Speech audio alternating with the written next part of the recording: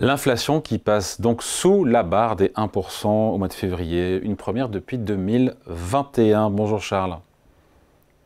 Bonjour David, bonjour tout le monde. Charles Sana, fondateur du site Insolentiae. Dites-moi Charles, il y a un an à la même époque, on était autour de 3% d'inflation. On peut dire que le chemin parcouru est assez notable, voire spectaculaire en un an.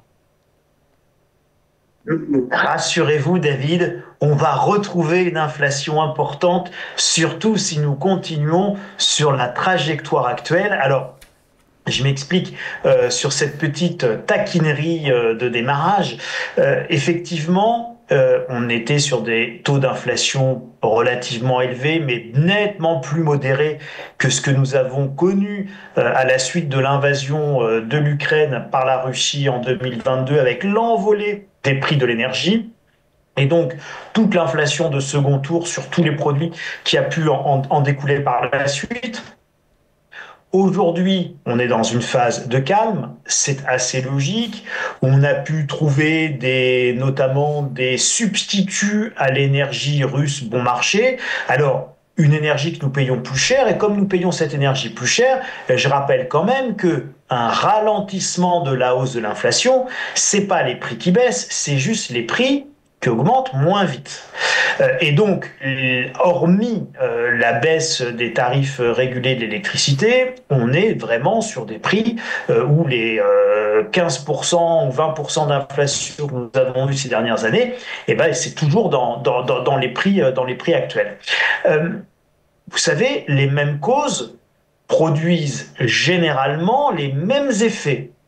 Et là, on est en train de remettre en place un groupe, un package, un paquet, un contexte de mêmes causes qui risquent évidemment de produire les mêmes effets. Je m'explique, David.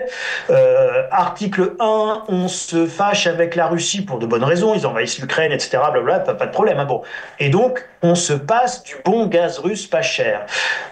Article 2, on se fâche avec Donald Trump et les États-Unis qui ont substitué le GNL américain, bien plus cher, au bon gaz russe pas cher.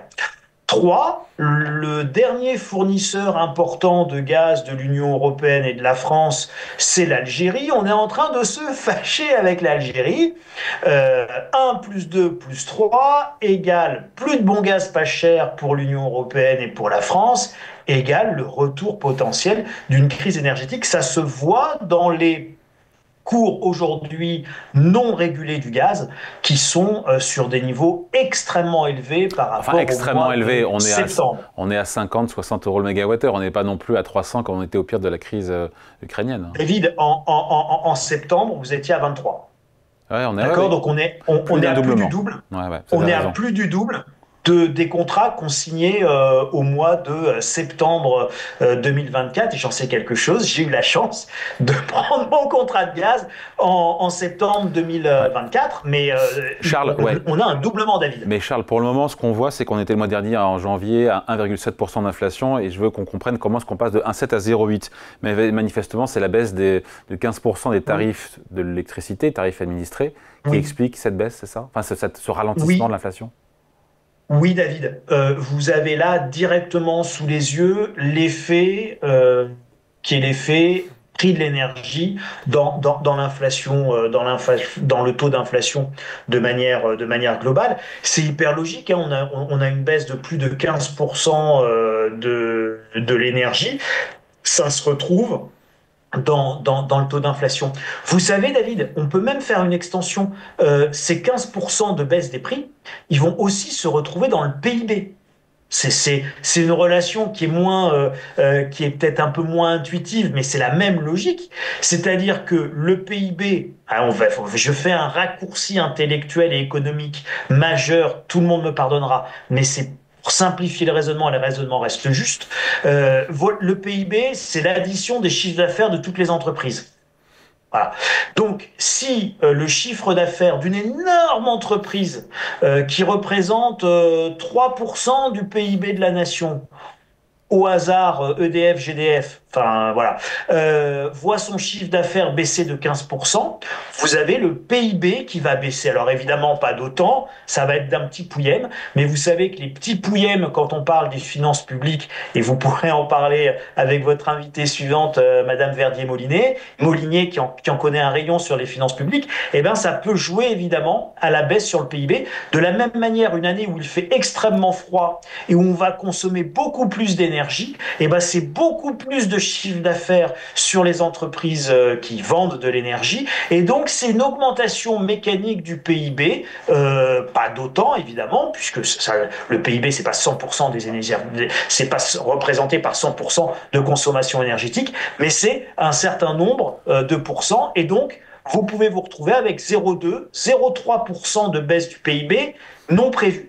Et ça pourrait ne pas arranger du tout les finances publiques, de même qu'une baisse de l'inflation ou un taux d'inflation moins important, ça contribue aussi, évidemment, David, à dégrader le ratio dette sur PIB, puisque le PIB augmente moins vite.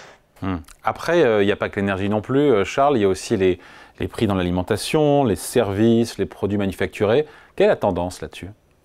J'ai vu que ça ralentissait dans les services. Ça ralentit dans les services. Oui, alors la tendance, de toute manière, elle est très clairement au ralentissement de façon générale. Et donc, ce ralentissement de la hausse des prix, il trouve son origine aussi, pas que, hein, mais aussi dans le ralentissement économique qui, pour le moment, est masqué, qui date de la décision de la dissolution, et ça a entraîné évidemment un gel des investissements, une crainte sur un budget improbable qu'on n'arrivait pas à trouver, etc., etc. Donc il y a eu un véritable arrêt de l'économie, une baisse très importante de la consommation, un taux d'épargne des ménages qui reste extrêmement élevé. On est à 18% de taux d'épargne des ménages, ça reste quand même au-delà de ce qu'on peut trouver en France, même si on a structurellement un taux d'épargne très important. Donc on a un vrai ralentissement aussi de la consommation, on a un vrai ralentissement aussi de l'investissement, et donc bien évidemment, David, ça pèse sur les prix, et donc ça contribue à réduire le taux d'inflation. Bon, ça reste une bonne nouvelle d'avoir une inflation qui descend sous 1%. Est-ce qu'on va y rester? A priori, non. On devrait remonter un petit peu. Quand on regarde les projections, on est plutôt autour de 1,5% d'inflation pour cette année. Je pense qu'aujourd'hui, David, on est sur un palier. Je pense également que d'un point de vue analytique, il est extrêmement difficile, délicat, voire suicidaire de faire des prévisions d'inflation, même si on est obligé de les faire pour des raisons économiques, de budget, etc. On est obligé de faire des prévisions et de prendre évidemment des hypothèses.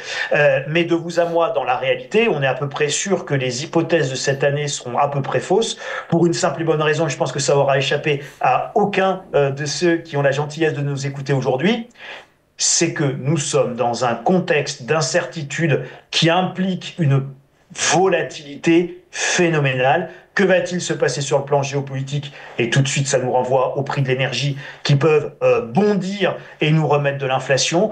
Que va-t-il se passer sur la guerre commerciale? Est-ce qu'on va se mettre des droits de douane à plus 25% de part et d'autre de l'Atlantique? Vous imaginez bien que ça aura directement un impact sur l'inflation. Est-ce qu'on va carrément se fâcher avec les Américains et ça aura directement un impact sur l'inflation? Est-ce qu'il y aura même avec le financement de la guerre envisagée par les Européens à la place des Américains, un recours à l'emprunt, à la planche à billets de la Banque centrale européenne, peu importe, est-ce qu'il y aura un choc monétaire, et donc potentiellement, s'il y a une dévalorisation du pouvoir d'achat de l'euro, eh ben, ça veut dire hausse de l'inflation. Je rappelle que l'inflation, c'est quoi? C'est soit la hausse des prix, soit bien évidemment en symétrie, la baisse du pouvoir d'achat de votre monnaie. Donc c'est l'inflation, c'est soit les prix qui montent, soit la valeur de votre monnaie qui baisse. Et il ne faut jamais oublier ce deuxième volet de la définition de l'inflation. Donc aujourd'hui, je pense que nous sommes sur un palier, David. Je pense que ce palier pourrait être de courte durée compte tenu de tout le contexte géopolitique extrêmement tendu auquel nous sommes confrontés, et qu'il n'est pas du tout exclu que la deuxième partie de l'année puisse même voir un deuxième choc inflationniste, excusez-moi David, tel que nous l'avons connu lors de l'invasion de l'Ukraine par la Russie en 2022. Ce n'est pas du tout à exclure. Ça ne veut pas dire que ça va se passer, hein. C'est vraiment une hypothèse compte tenu des éléments géopolitiques actuels. Juste Charles, avant de se quitter, pour celles et ceux qui nous regardent, qui sont sceptiques, dubitatifs et qui ne ressentent pas en tout cas cette inflation qui est pour l'instant sous 1%, on leur dit quoi? Qui disent que le thermomètre n'est pas le bon et qui ressentent qu'il y a toujours plus d'inflation que 0,8% sur un an. Alors, oui et non, David. Bon, le ressenti, c'est le ressenti. Je rappelle que ce ressenti, à mon sens, provient du fait que les prix ne baissent pas. Encore une fois, ils augmentent moins vite, mais ils sont sur un plateau qui est très élevé. Et donc, pour tous ceux qui nous écoutent et dont le salaire n'a pas évolué de manière extrêmement significative, les prix, eux, ils sont durablement hauts. C'est-à-dire que quand bien même ils augmentent moins vite aujourd'hui, ils n'ont pas baissé. Donc, ce ressenti, à mon sens, il vient de cette situation-là. C'est-à-dire que des prix qui ont très sensiblement augmenté et qui n'ont pas reflué. Alors, j'apporte un petit bémol.